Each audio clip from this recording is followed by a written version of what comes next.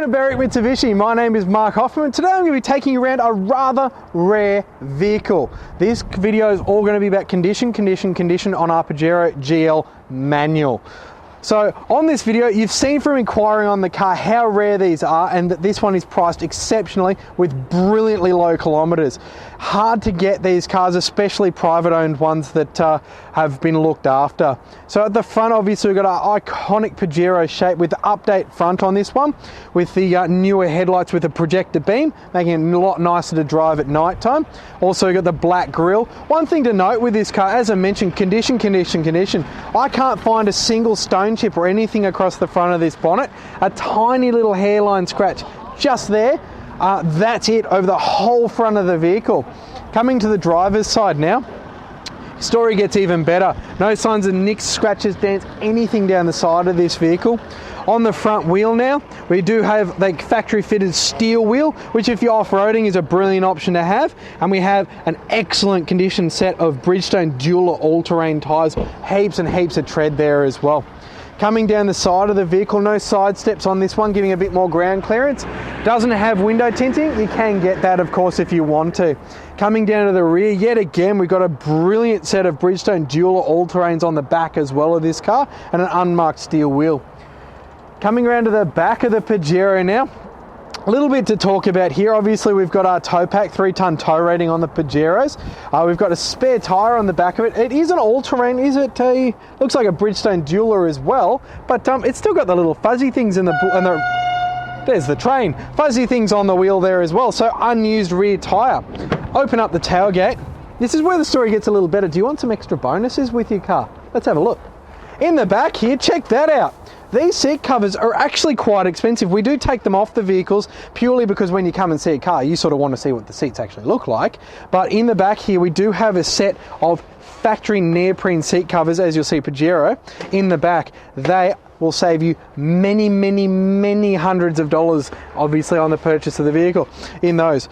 On the back here, we do have the genuine Pajero rear plastic mat as well with the lip, so it stops spills going everywhere. With the GL, there is one thing to note. It always was and always is a 5-chair option. So the seat belts aren't fitted in the rear of these vehicles. I'm not sure if you can, but you could always chat to the parts department and see if you could do it. In the back, it does give you a lot more space though, because there's no seat hiding in there. You get double the boot space in these cars. Obviously in the back, we've also got the big cargo shelf there. As you can see, it's held on by some big thumb screws there. So if you didn't want it in the back and wanted a bit more room, easy to take that out as well. So we'll just shut the tailgate, as I have a moment, and continue on. On the passenger side of the vehicle, presents really well. Nothing obvious jumping out at me down the side of the vehicle. Down the rear here, actually there's a couple of little bits. If I'm brutal, there's a little scratch just there and just there, if I'm being really picky on the car. Coming down from there, yet again, Bridgestone dual all-terrain tyre, good condition on the back, and unmarked alloy wheel. No signs of scratches, nicks, or anything down the doors of the vehicle. Actually quite impressed. Getting to the last of the wheels now, yet again, steel wheel, unmarked, and a near new set of front dual HVs at the front as well. So coming around the exterior of these vehicles, considering what companies usually buy these manual Pajeros, this one is in brilliant condition. Around to the front of the Pajero now, let's talk about the power plant that pushes this car along.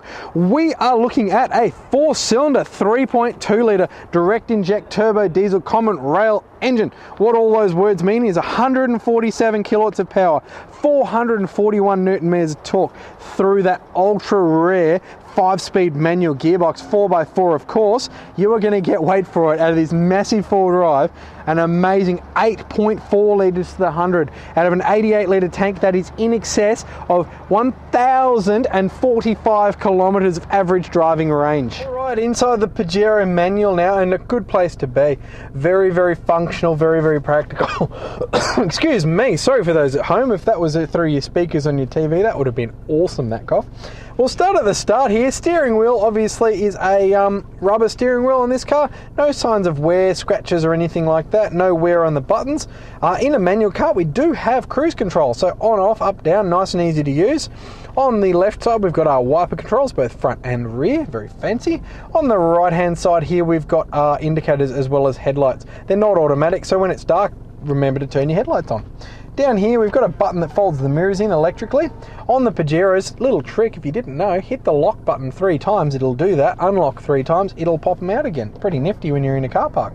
We do have a front fog light, or a button, oh that'd be the rear fog light, my apologies, rear fog light. Good if you're driving through the snow or something like that, as well as 4-door power windows. Do have a bit of carpet on the doors, which softens the car up a little bit, which is nice. For the height challenge among us, we've got a nice grab handle to get in both front seats as well. Actually, we've got them in the rear seats as well, making the car good for the family.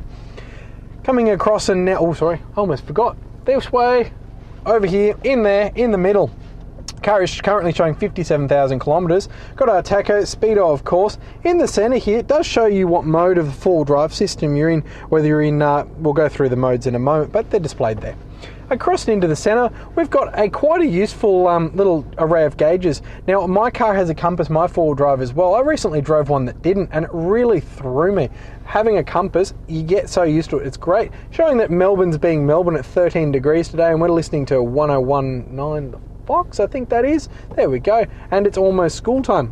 Oh, school holidays, but that won't count. Anyway, we've got our radio system here, nice and easy to use. Volumes, your CD, you've got all those options there.